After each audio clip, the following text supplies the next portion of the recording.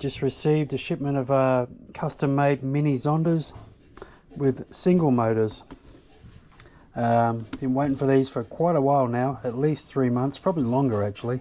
There was a bit of a problem that they made the boats, they put the right motors in what I wanted. They made a special KV for me, exactly what I wanted to run them on 4S, and I specified 316 shafts, and after they made them all, they made them in 4mm shafts. I don't know why they didn't put bigger ones in, but they made them all again. They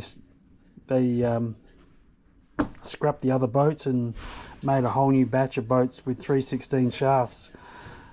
Maybe the struts for the other ones didn't fit on these mounts, rudder mount, I don't know, I have no idea. So it's been a bit of an ordeal to get these.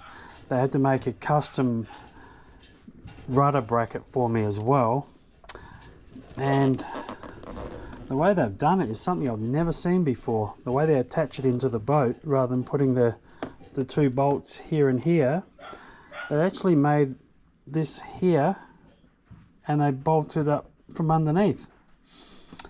So that part there is kind of, you know, angled up there. Bolts are going that way instead of that way. I guess there must have been an issue with too much going on at the back here. You know, the bolts must have interfered with where they needed to be here.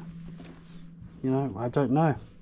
The water outlet or the water tubing they've got is part of the mount, which is really cool. Don't need to run an extra hose cover. So yeah, I've actually never seen a mount like that ever, but it's really cool. So I'm going to open this for the first time. There's standard motors in Triple S motors that TFL make, 2000 kV and 36mm, 2070 I think it is, and 2700. 2700 is ideal for 3S, and your 2000 is a bit low for 4S, good for 6S. And I actually wanted these boats to be not too heavy, so I wanted it to be an ideal KV for 4S. So this is actually a 2380 kV 36mm motor. They initially wanted to put the 28mm motors in, but I said no, I want 36, and the longest they can put in is 60mm, so 36 by 60. The motor, they said to me, it's going to be very close. They can't go any longer at all because the motor is going to be very close to hitting on here. So it does fit, but there's no room for anything else in there. They've got a 316 cable. Being TFL, it's a two-piece cable. You can tell that, but it doesn't have a thread on the back here. This part is separate. The stub shaft is separate to the cable.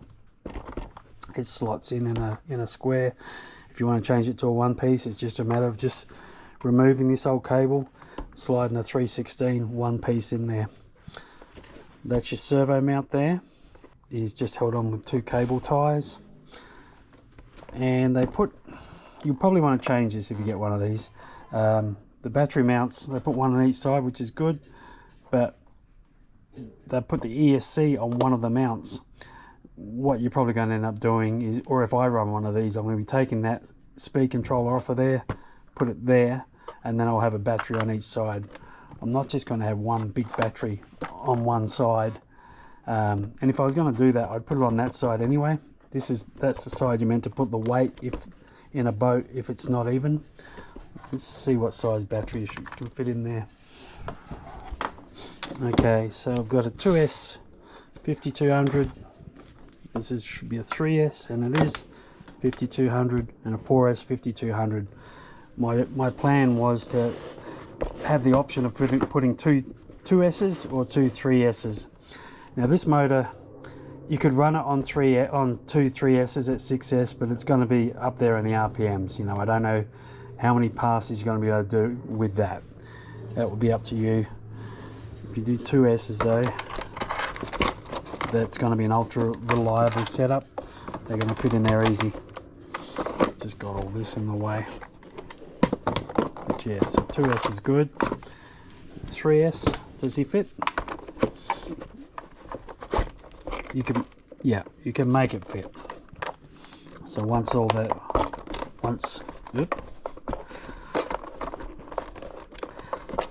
once this strapping is out the way or opened up, you could fit 2 3S's in there if you wanted to.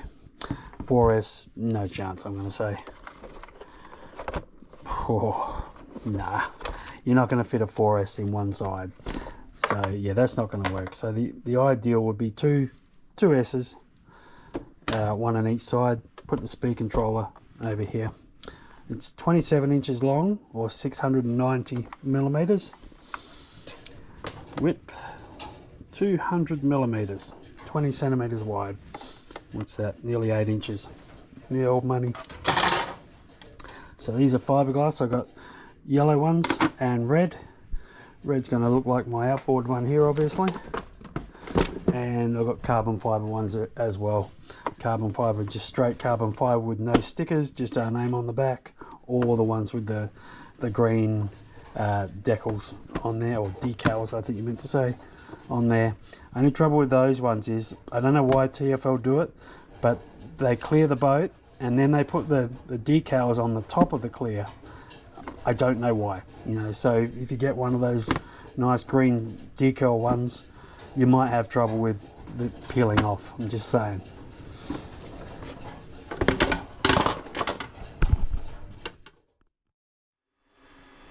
Now, a bit of advance notice of one of our videos that might happen one day.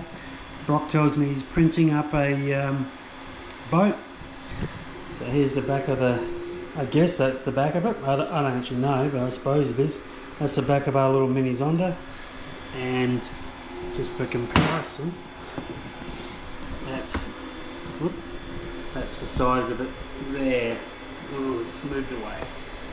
You can kind of see it's going to be, I guess it's going to be like about the size of a normal Zonda, like a, you know, around about a 40-inch boat. So I assume that's the back of it, and then it must come up this high, and then you're saying you have to do it in 4 pieces or something. I don't know, and you glue it together, or we fiberglass it together, or I don't know. I don't know anything about this stuff. So maybe that might be a video we might be doing one day soon, if it works out. I have no idea. He said it's going to take ages just to print that bit, and then tomorrow we move on to the next piece. But yeah, something different.